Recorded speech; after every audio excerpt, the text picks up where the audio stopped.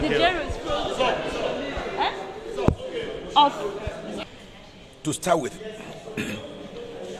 if that application were frivolous or vexatious, the court would not even want us to move it, and he tried to even prevent us from moving the application.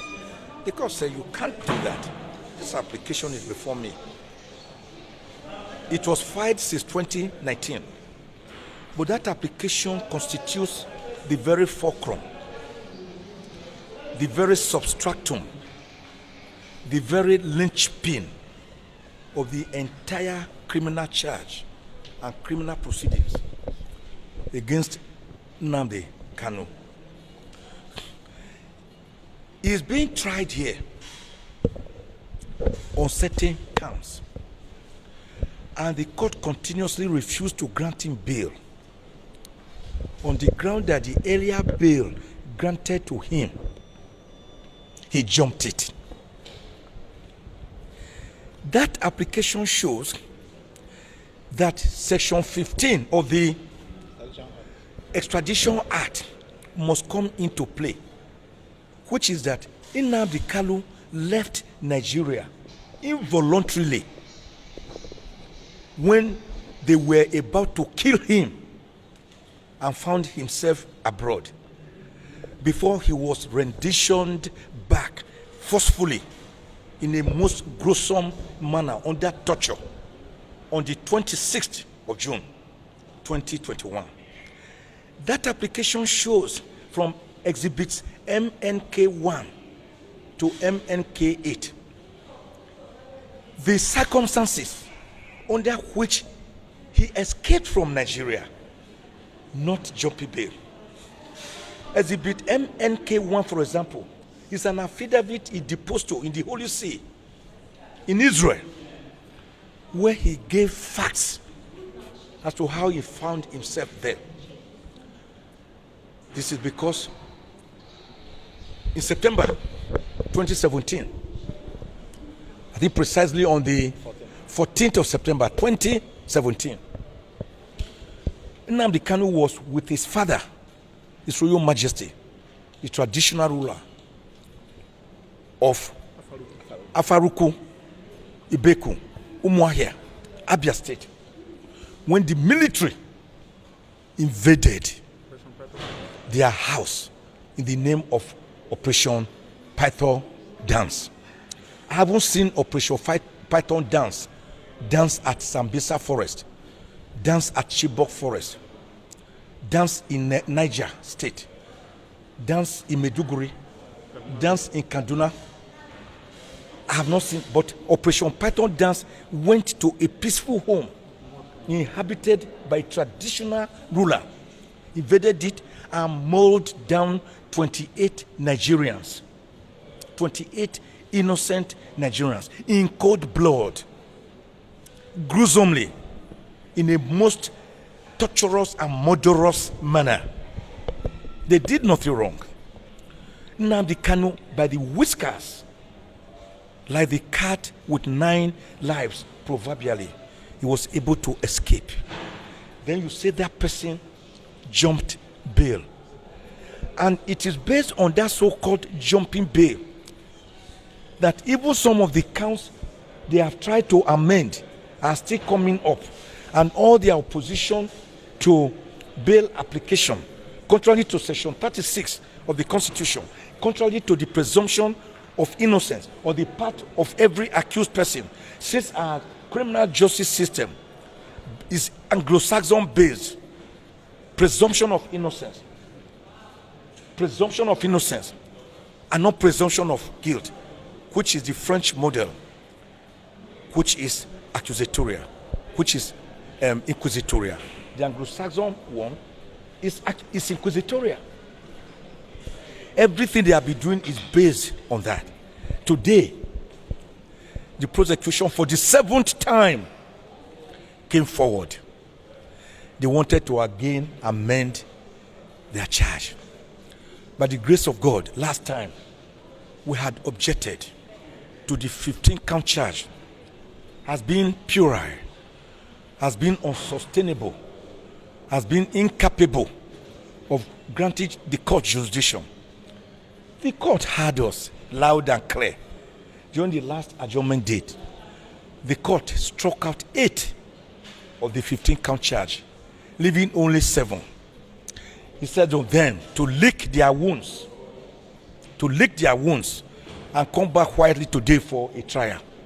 Yesterday, at 2:32 p.m., less than 24 hours to the hearing of today, they came back again with a so-called proposed amended charge. Amended charge number 7. And I told the court, you cannot carry out trial by ambush. This is the 7th time you are doing this. You are federal government. You have all the equipment, all the implements, all the facilities at your disposal.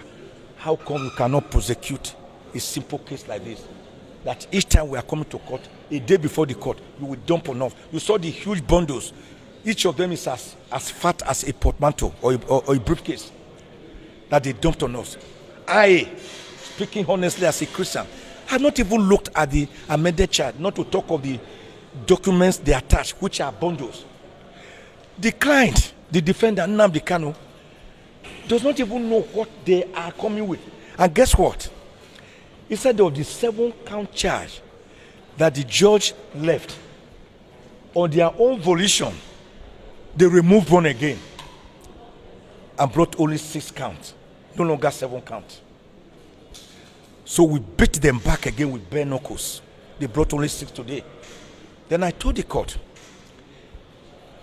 the way to go about it is that if they want this count, a plea to be taken. A plea has to be taken because this is a totally new charge. They changed many of the wordings, many of the sentences, and as quickly observed by my learned friend here, because I have not even seen them. Justice is not a one-way traffic for the prosecution alone. The Supreme Court, through Justice Oputa, said it is not even a two-way traffic for the prosecution and the defendant. He said justice is a 3-way traffic. Justice for the prosecution or plaintiff, justice for the accused or defendant, and justice for the general public, members of the public, the society, which is watching, as all of you were in the court watching. Can justice be said to have been done in this case? If so, is it manifestly seen to have been done? That is the question you will be asking yourself. But what they have always done in the name of trying to prosecute the defendant is to try to overreach us, try to ambush us, and today we resisted that ambush. And again, the court saw with us. I said, you can't do this. You continue to say, under the ACJA, the prosecution can always amend his count as many times as possible, even on the day of judgment. ACJA, for God's sake, is an inferior law subject to the Constitution of the Federal Republic of Nigeria. It is a mere act of parliament. The Constitution is the ground norm, the font origo. In the hierarchy of law, it is the master law. That is why I regard the Constitution as the Oba, the Eze, and the Emir of our laws. Other laws like ACJA are inferior laws made by National Assembly. They are like ballet or district heads. So what happens when there's a conflict between these laws like ACJA and the Constitution? The Constitution tells us, Section 1, subsection 1, say this Constitution is supreme. Supreme. And then it goes on in Section 1, subsection 3 to say, if any other law is still consistent with the provisions of the Constitution, that other law will be void to the extent of the inconsistency. So each time they mount this ACJA, who the judge from the bench today observed has many contradictory provisions. In fact, the ACJA, if you look at it, almost forgot the Federal High Court. They now first started saying FCT High Court before they remember Federal High Court. It should be Federal High Court before FCT High Court or any other court. Now, that any provision in ACJA must bow to Section 36 of the 1999 Constitution, which gives fair hearing to an accused person. And what is fair hearing? The Supreme Court tells us that fair hearing includes fair trial. And that the two doctrines, the twin pillars of natural justice must be observed. One is nemo judex in causa sua. No one must be a judge in his own cause. The other one is audi alteram partem. You must hear the other side, which is why God gave Adam and Eve a fair hearing in the Garden of Eden, even after seeing the sins they were committing, being omniscient, omnipresent, and omnipotent. Now, what do we see? Namdi Kanu is being denied of basic facilities that allow for a fair trial. We lawyers cannot liaise with him and have interaction, pre-trial conferences. And that was why the judge called the director of legal services today. I said, give them a conducive place and environment for them to carry out pre-trial conference. The small room where they allow us to come into, with our shoes be removed, this barrel be removed, everything up to your pockets, up to this my handkerchief removed, everything removed. You don't allow me to take in a paper. You finally bring Namdi Kanu for us to discuss. What are we going to discuss? Without a single paper, without allowing us to talk with him, without showing him the charge. Not only that, the rooms are fully bugged, and they shot themselves in the foot, because in the amended charge proposed, which I forced them to withdraw today. Oh, by the way, they were forced to withdraw that amended charge. So it became as dead as dodo, dead on arrival. In that amended charge, you will see some of the proof of evidence, some of the documents, where they put pictures of lawyers who went to consult with Namdi Kanu. So nothing is secret.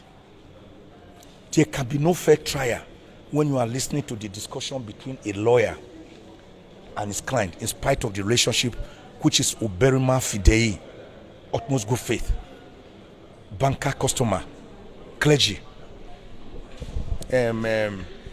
congregation, accountant, client, doctor, patient, lawyer, client.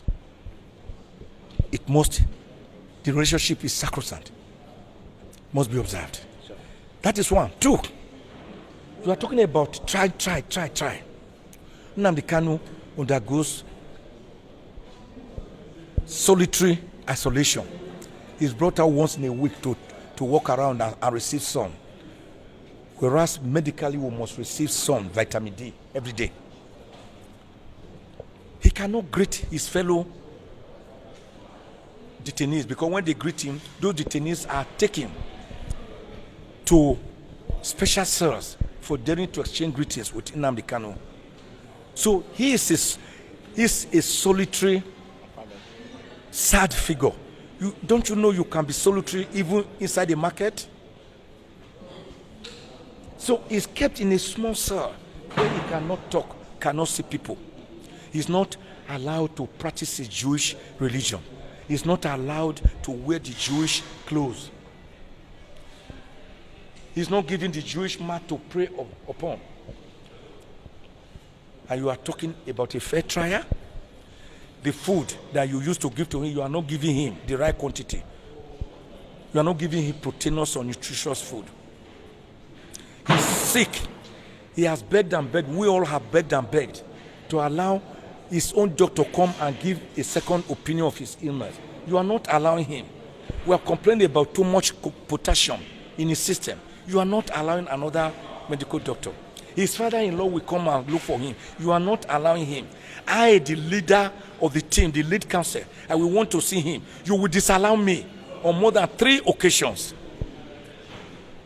I've only been allowed to see Namdi Kanu in detention only 2 times.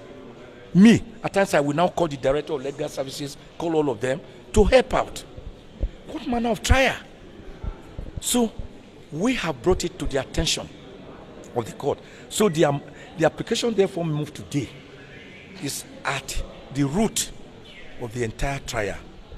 When we succeed in it by God's grace, you will see that this trial is dead, and dead as dodo.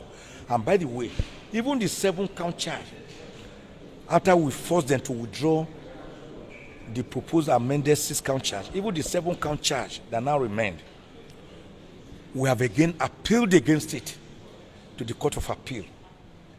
And they are going to see, as we saw in FRM versus Saraki and Saraki versus FRM, where some counts were where the Saraki had been discharged and acquitted by the Code of Conduct Tribunal, and they appealed, and then the Court of Appeal discharged him on some and retained some. He further appealed to the Supreme Court, which quashed all the counts. The 6 counts or 7 counts remaining now cannot even remain, because each of them is symbiotically and umbilically related with the 8 counts that were struck out. You are saying Namdi Kanu made a statement. How? Where? You didn't put the locus, the place where he allegedly made the statement. Under the Federal High Court Act, when you are charging a person under act, you must state the place where the person allegedly committed the offense. Where did he commit the offense? If it was in the spirit world or underground, you tell us. If it was in Afghanistan, you tell us. Do you know why? They tried to run away after we had beaten them back in an earlier charge where we said, you say he made a statement in London. This court does not have global jurisdiction extensively up to London. They now thought that by removing London and just saying he made a statement, they didn't know they had run into more murky waters. Where did he make the statement for? Nowadays with this technology, where I can be speaking and will be speaking with a female voice, because they will give me a female voice and you will dress me up in female clothes. So that is where you are saying that somebody made a statement from a place unknown, and that the statement led to people demonstrating in Nigeria and then leading to mayhem. I hope they will be able to bring up to, Nigeria is a country of 250 million people by last projection. I hope they will be able to bring at least maybe 50,000 witnesses who will say they were made to demonstrate because of a statement allegedly made by Namdi Kanu. I hope they will be able to. If they cannot, I'm afraid that even going to the merits of this trial, they will just be wasting their time. So the best thing is for this court to discharge and acquit the defendant, allow him to go in peace, and allow the federal government face more important things of insurgency, corruption, anger, hunger, abject penury, lack of infrastructures, fuel scarcity, diesel scarcity, education collapse, ASU strike, lack of mutual respect, lack of social justice, lack of egalitarianism. These are critical issues that the federal government should be facing. Not for a young man who is saying, if you are seeing me continuously as a dot in the cycle, and you are not respecting my rights, and you are not allowing Gowon's 3 R's, reconstruction, rehabilitation, and reconciliation, which were enunciated in January 1970, when the Civil War ended, and General Philip Effiong handed over the mantle of surrender on behalf of the Biafrans to General Olusegun Obasanjo on behalf of Nigeria. If you are not allowing us to at least be a part of your security architecture or apparatus, if you are not allowing us to be president of Nigeria after Aguiyi Ironsi, who only ruled for 6 months, if you are now allowing us to even be ordinary vice president, apart from Dr. Alese Kweme, that was vice president to Aliyu Shehu Usman Shagari, then let us go in peace. It is recognized. Self-actualization, self-independence, self-determination is recognized by the International Covenant on social and political rights, the rights of indigenous people, the International Human Rights Declaration of 1948, the African Charter on Human and People's Rights. Self-determination is not a crime. So that is what this young man is fighting for. He hasn't carried guns and ammunition. We saw IPOB marching on the street, blowing whistle, wearing green beret. We want a Republic of Biafra. How is that amounting to treason or treasonable felony or offenses close to treason? What have you done about Boko Haram that are killing people, even in their bedrooms, raping women, wives, mothers, daughters, in men's farms, where our streets have become unsafe? What have you done about it? What did you do about kidnappers, armed bandits, and Boko Haram, challenging the sovereignty and sovereignty of Nigeria, planting their flags in many local government areas in Borno State and Niger State, and giving passes to people before they can pass through, imposing taxation? What did you do about it? When non-state actors are challenging your sovereignty and your sovereignty as an independent country by using equal and even more violent acts of violence, what have you done about that? Why is it this young, white, gray-haired man, who is as innocent as a dove, that you are deploying your arsenal? The trial is coming up today. Now you can see that they have blocked all the streets, so kilometers away. Over what? Over a young man who never carried a gun for one day. In all the charges, you never say you saw him with a gun or even a knife. No, none of them. None of them said they ever saw him coming on the streets. Even on that military, we were on the streets demonstrating, telling people, come with us, come along with us. Myself, Chief Ganifa, me and others. Even the military still permitted us at times to demonstrate. They didn't charge us with treason or treasonable felony. Then this is a democratic setup? Hello. Finally, let me say this. Abraham Lincoln, it was, who